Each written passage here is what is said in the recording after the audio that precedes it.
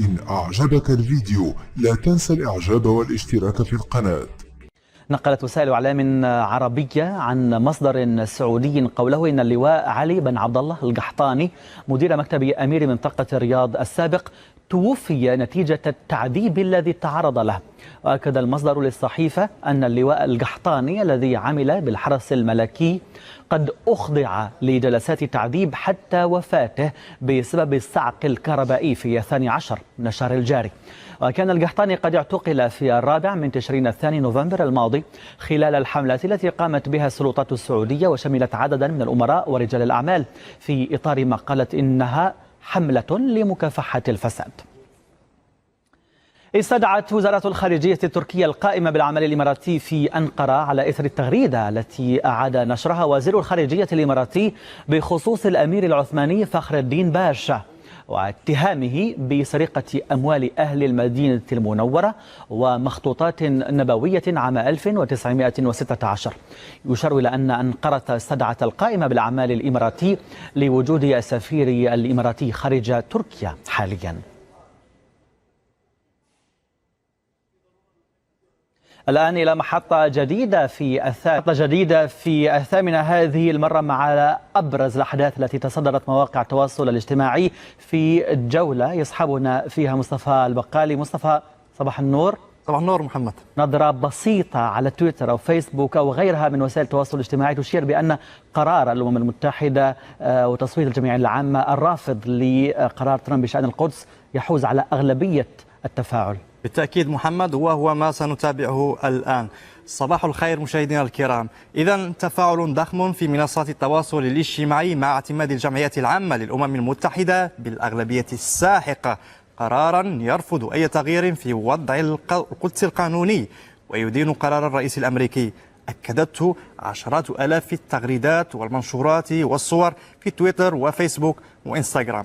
ونبدأ مع وزير الخارجية القطري الشيخ محمد بن عبد الرحمن الثاني الذي غرد قائلا: رفض المجتمع الدولي بالأغلبية وتبني الأمم المتحدة القرار بشأن القدس إنصاف للقضية وحق الفلسطيني في إقامة دولته المستقلة وعاصمتها القدس الشريف.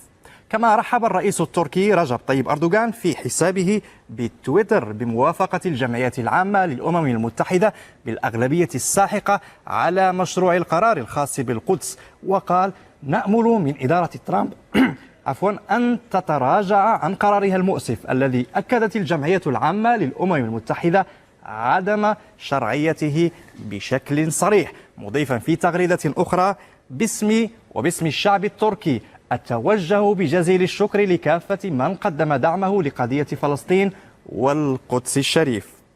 أما رئيس الحكومة الفلسطينية رامي الحمد الله فقال: إرادة وكرامة الشعوب لا تشترى بالمال. 128 دولة تحترم السلام والقانون صوتت لصالح الحق الفلسطيني في القدس. باسم الشعب الفلسطيني الصامد نقدم كل الشكر والامتنان للدول والشعوب التي نصرت حقنا بالقدس وقالت كلمة الحق. وزيرة حقوق الإنسان اليمنية السابقة حورية مشهور رأت أن القدس جمعت كل الشركاء والأصدقاء وكذلك الفرقاء، ولولا تهديد ووعيد ترامب ومندوبته في الأمم المتحدة لصوتت أمريكا وإسرائيل فقط مع القرار وصوت كل العالم ضدهما. أما الأمين العام للاتحاد العالمي لعلماء المسلمين علي القرداغي فكتب في حسابه على تويتر: أمريكا العظمى عزلها ترامب عن العالم فوقفت معها 8 دول فقط رغم التهديد والوعيد. شكرا لجميع الدول الحرة في العالم التي صوتت لصالح فلسطين، وستبقى القدس عاصمة فلسطين الأبدية وبشرى بتحريرها قريبا إن شاء الله. أما الكاتب اليمني محمد جميح فرأى أن القدس وحدت معظم دول العالم ضد ترامب، وهي كفيلة بتوحيد العرب والمسلمين لو ترك النظر إليها من جانبهم على أساس أنها مزاد والسوق للأسهم السياسية. بينما اعتبر الباحث الفلسطيني ياسر الزعاترة أن التصويت يعتبره انتصارا رمزيا لن يغير الوقائع على الأرض، لكنه مهم بكل تأكيد بحسب قوله. هذا يشير إلى انتفاضة شاملة تطالب بتطبيق القرارات الدولية دون قيد أو شرط، ستحظى بتعاطف عالمي. هذا هو الوجه الأهم للقرار لمن أحب أن يقرأ بحسب التغريدة. ونختم مع الشاعرة سعدية مفرح التي قالت في تغريدة لها: يبدو أن تصويت 128 دولة مع قرار الأمم المتحدة الذي يرفض قرار ترامب الأخير بشأن القدس أصاب بعض مثقفين من المطبعين العرب في مقتل. تغريداتهم الموحية بالإحباط تجاه نتيجة التصويت فضحتهم وكشفت عن جهلهم المركب بحسب التغريدة. إذن نهاية فقرتنا، عودة الآن إليك محمد وبقية الفقرات. شكرا جزيلا لك مصطفى البقالي. الآن مشاهدينا وغير بعيد عنا نتحول إلى غرفة الأخبار وزميل عدنان بوريني. عدنان، صباح النور. صباح النور محمد. في رأيك عدنان، ما هي أبرز الأخبار التي ستحظى بأولوية التغطية في نشراتنا الإخبارية لهذا اليوم؟ صباح النور محمد. اليوم يعني سيكون ردود فعل أكثر. سنتابع اليوم ردود الفعل على القرار الذي صادقت عليه الجمعية العامة بأغلبية كبيرة بشأن القدس وإعلان البيت الأبيض أن ترامب فوض فريقه النظر بالخيارات المتاحة في ضوء تصويت الجمعية العامة. في هذا الإطار سنتابع مباحثات الرئيس الفلسطيني محمود عباس مع نظيره الفرنسي إيمانويل ماكرون في باريس. كذلك سيكون هناك متابعة للتحركات الشعبية في عدد من الدول نصرة للقدس بعد صلاة الجمعة، وسوف نتابع أي ردود فعل وتداعيات على تصريح وزير الخارجية الأمريكي بأن للحوثيين مكانا في المسار السياسي شرط وقف هجماتهم ضد السعودية. هناك أيضا متابعة لمباحثات وزير الخارجية البريطاني بوريس جونسون مع نظيره الروسي سيرجي لافروف في موسكو. ونشير هنا إلى أن هذه أول زيارة لوزير خارجية بريطاني لروسيا منذ 5 سنوات. هذا كل ما لدينا اليوم محمد، شكرا لك.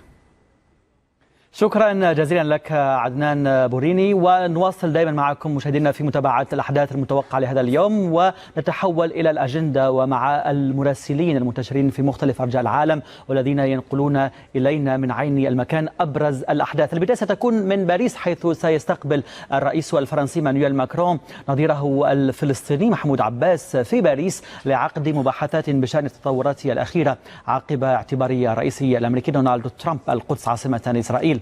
حافظ مريبح من باريس والتفاصيل. صباح الخير وأهلا وسهلا بكم مشاهدينا الكرام من هنا من العاصمة الفرنسية باريس، حيث من المنتظر أن يستقبل اليوم الرئيس الفرنسي ايمانويل ماكرون نظيره الفلسطيني محمود عباس. اللقاء من المنتظر أن ينطلق في حدود الساعة 11 صباحا تقريبا بتوقيت الدوحة، يليه مؤتمر صحفي مشترك لماكرون وعباس في حدود الساعة منتصف النهار. هذا اللقاء سيكون عنوانه الرئيسي هو القدس وتداعيات قرار الرئيس الأمريكي دونالد ترامب الاعتراف بالقدس عاصمة لإسرائيل بطريقة أحادية. عموما هذا اللقاء أيضا يأتي في خضم الجهود الدبلوماسية التي تبذلها سواء السلطة الفلسطينية من جهتها أو أيضا السلطات الفرنسية والرئاسة الفرنسية من جهة أخرى، حيث عقد الرئيس ماكرون عددا من اللقاءات في هذا الإطار، آخرها مع ملك الأردن الملك عبد الله الثاني، حيث أن فرنسا ترفض قرار ترامب وتدعو إلى إعادة إحياء عملية السلام بهدف الوصول إلى حل الدولتين تكون القدس عاصمتهما. عموما سنكون في متابعة هذا اللقاء بين ماكرون وعباس طوال نشراتنا الإخبارية هذا اليوم، فتابعونا. نعم. شكرا جزيلا لحافظ. هذه المرة إلى موسكو، حيث يعقد اليوم الاجتماع الموسع لقيادة القوات المسلحة الروسية بحضور الرئيس الروسي فلاديمير بوتين. من المقرر أن يعلن عن انتهاء الانسحاب العسكري الروسي من سوريا وأهم نتائج العملية العسكرية هناك. المزيد مع زاور شاوتش. صباح الخير. يترأس الرئيس الروسي فلاديمير بوتين اليوم اجتماعا موسعا لقيادة القوات المسلحة والأسطول الحربي الروسيين. سيطلع خلال هذا الاجتماع الرئيس الروسي على حصيلة عمل وزارة الدفاع خلال العام الجاري. طبعا سوريا ستكون حاضرة بقوة في هذا الاجتماع، ومن المرتقب أن يتم الإعلان عن انتهاء سحب القوات الروسية من سوريا مع الإبقاء على جزء قليل من هذه القوات في قاعدتي حميميم وطرطوس، كما سيتم التطرق بشكل كبير إلى مسألة التسوية السياسية، مناطق خفض التصعيد، مستقبل مكافحة الإرهاب في سوريا، شمال أفريقيا ومنطقة آسيا الوسطى، على خلفية تجمع كثير من مقاتلي تنظيم الدولة الإسلامية في أفغانستان حسب المعلومات الأخيرة التي تتداولها كثير من الدول ومنها روسيا. في هذا الاجتماع أيضا سيتم التطرق إلى الاستراتيجية العسكرية الروسية في العام القادم فيما يتعلق بالتسليح، بتطوير القوات المسلحة، إضافة إلى القضايا المتعلقة بالمخاطر والتحديات التي تواجهها روسيا من الناحية العسكرية، خاصة المتعلقة منها باقتراب البنية التحتية لحلف شمال الأطلسي من الحدود الغربية لروسيا، وكذلك الوضع المتوتر حول شبه الجزيرة الكورية على خلفية التجارب الصاروخية والنووية لكوريا الشمالية والحشود العسكرية الأمريكية في تلك المنطقة. وفي الأجندة كذلك شيء من الرياضة، ولكن الرياضة المرتبطة بالسياسة. في الكويت تنطلق مساء اليوم بطولة كأس الخليج 23 وذلك برعاية وحضور أميري الكويت الشيخ صباح الأحمد الجابر الصباح. تقام البطولة في ظل أزمة خليجية هي الأعنف منذ تأسيس مجلس التعاون، وتشارك في البطولة منتخبات دول مجلس التعاون الخليجية 6 إلى جانب العراق واليمن، وسيتنافس في مباراة الافتتاح منتخبا الكويت والسعودية. على كل مزيد من التفاصيل من الكويت مع إبراهيم أبو النور. صباح الخير وأهلا بكم. نعم، اليوم ستنطلق بطولة كأس الخليج 23. هذه البطولة التي تحمل شعار خليجي للأبد، وإن كانت بطولة رياضية إلا أن لها وجها سياسيا لا يخفى، فهي تأتي بعد أزمة حادة عصفت بالخليج قبل أكثر من 6 أشهر، وهو ما جعل الاهتمام بها مضاعفا من قبل الكويت البلد المضيف، وذلك طبعا على الرياضة تكون مدخلا وفرصة لإصلاح ولو جزء مما أفسدته السياسة. هذا الاهتمام من جانب الكويت تجلى في تكفل أميرها الشيخ صباح الأحمد الصباح بتكاليف إقامة البطولة، وأيضا التوجيهات التي أصدرها بضرورة تضافر جهود الجهات المعنية لإنجاحها وإخراجها على الوجه الأمثل.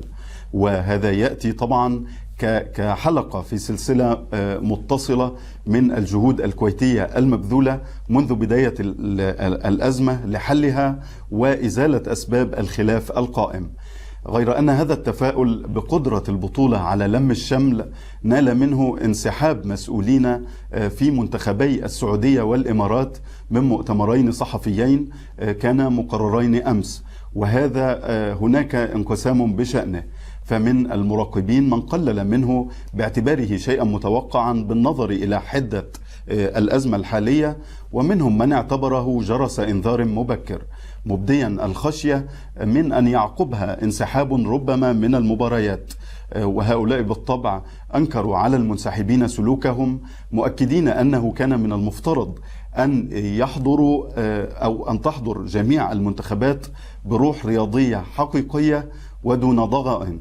رياضيا طبعا ستنطلق البطولة في 5:30 بتوقيت مكة المكرمة، ستكون البداية بحفل الافتتاح ثم مباراة بين منتخبي الكويت والسعودية، تعقبها مباراة أخرى تجمع منتخبي عمان والإمارات.